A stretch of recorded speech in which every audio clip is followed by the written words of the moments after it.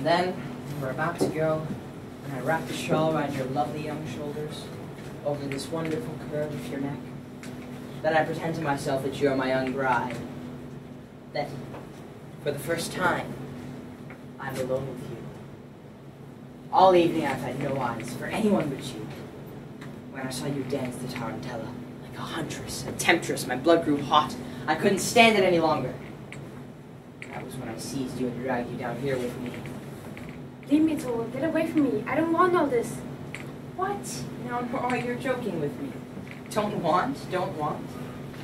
Aren't I your husband? Who can that be? Who is it? It's Dr. Rank. Dr. Rank, you like masquerades, don't you? You little gadabout. Are you seriously thinking about the next one already? Tell him we'll call back. Dr. Rank, I must go now. Thank you, and good night to you too.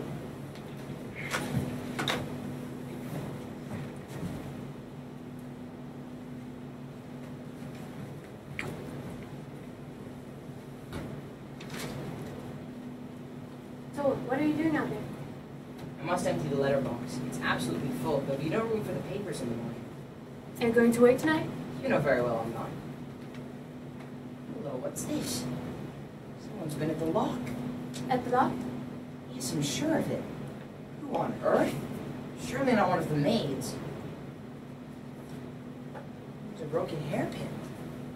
Nora, it's yours. Then it must be the children. Well, you'll have to break them of that habit. Ah, that's done it. Helen! Put up lights on the staircase. Look at this. You see how they've piled up?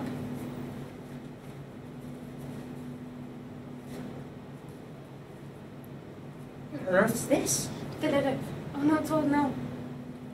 2 visiting cards. From Rank. From Dr. Rank? Peter Rank, MD. They were on top. He must have dropped them in as he left.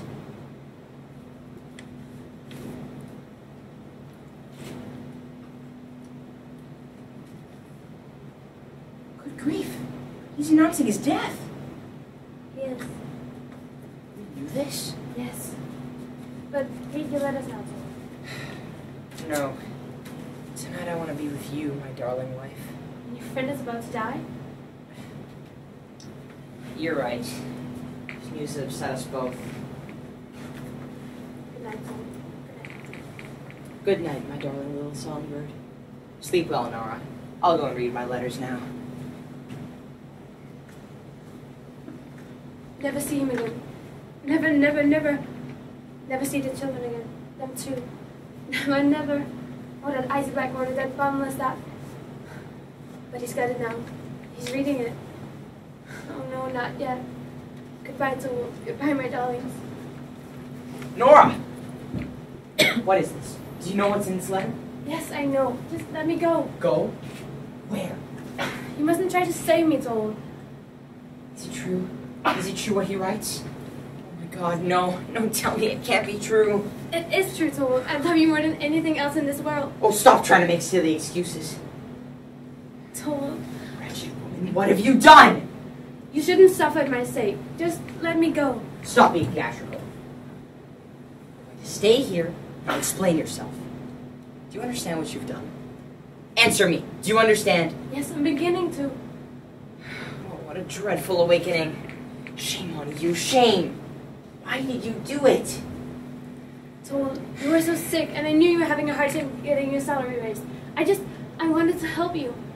Borrowing money? And not only that, but from the man I was going to fire? Do you have any idea how much you've humiliated me? It's so unbelievable, I can hardly credit it. We must try to find some way out. I must try to buy him off somehow. This thing must be hushed up at any price. As regards to our relationship, we must appear to be living together just as before. Only appear, of course. Therefore, he will continue to reside here. That is understood. However, the children must be taken out of your hands. I dare no longer entrust them to you. Oh, to have to say this to the woman I once loved. I still... Well, all that must be finished. Henceforth, there can be no question of happiness. We must merely strive to save what shreds and tatters. Who can that be? It's Helmer? He wouldn't. Surely not. Hide yourself, Nora. Say your ill. Thank you. Yes, it's from him. You're not having it. I'll read this myself. Read it. Hardly dare to. This may mean the end for us both. No, I must know.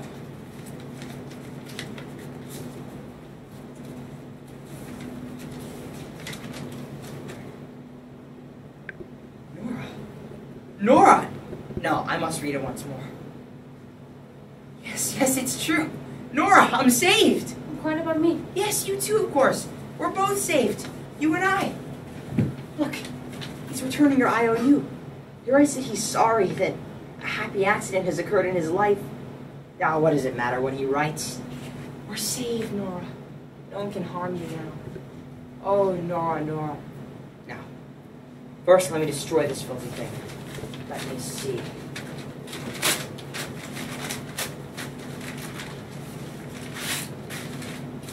There. It's been a hard fight. It's over. Oh, my poor little Nora.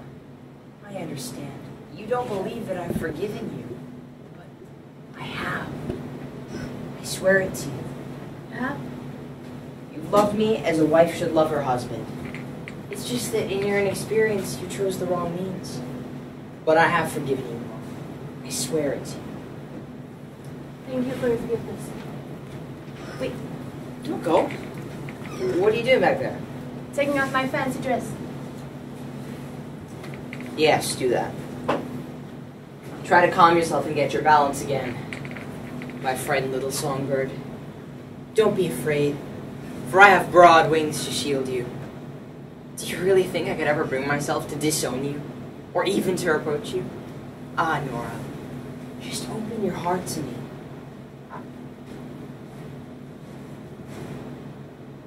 What's this? You're not in bed? You've changed? Yes, Torvald, I've changed. Well, why now? So late. I shall not sleep tonight. But my dear Nora. It's not that late. Sit down. You and I have a lot to talk about. Nora, what is the meaning of this? You look quite drawn. Sit down. It's gonna take a long time. I have a lot of things I need to say to you. You alarm me, Nora. I don't understand you. No, that's just it. You don't understand me. And I've never understood you. Until this evening. But, my dear Nora... No. Don't interrupt me. Just listen to what I have to say. You and I, we've got to face facts, Torvald.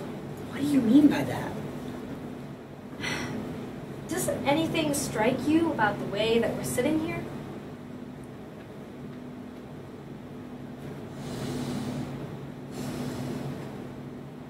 What? We've been married for 8 years. This is the first time that we two, you and I, man and wife, have ever sat down and had a serious talk. Serious? What do you mean serious? I mean that in 8 whole years. No, longer. Ever since we first met. We've never had a serious talk about any serious subject. Did you expect me to drag you into all my worries? Worries you couldn't possibly have helped me with? I'm not talking about worries. I'm simply talking about the fact that we've never tried to get down to the bottom of anything. But my dear Nora, what on earth has that got to do with you? That's just it. You don't understand.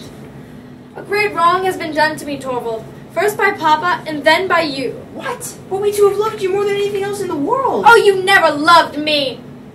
You just thought it'd be fun to be in love with me. Nora, what kind of a way is that to talk?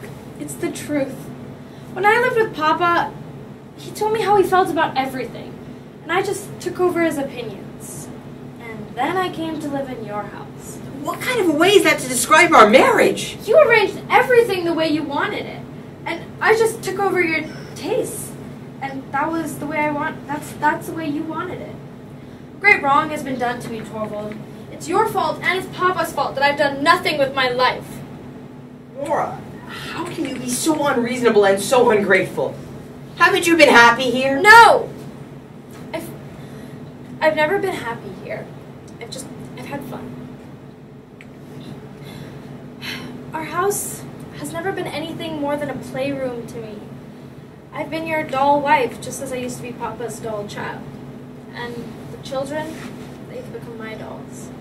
I used to think it was fun when you came in and played games with me.